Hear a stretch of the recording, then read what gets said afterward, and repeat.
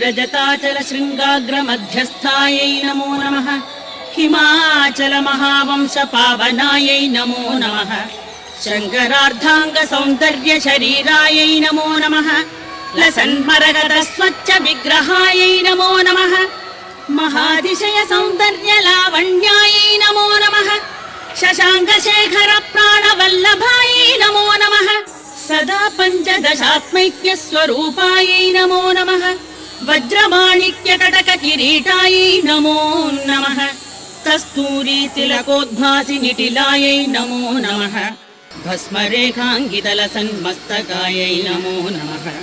लसत्कनकताटङ्ग युगलायै नमो नमः। दिगजाम्भोरुहदल लोचनायै नमो नमः।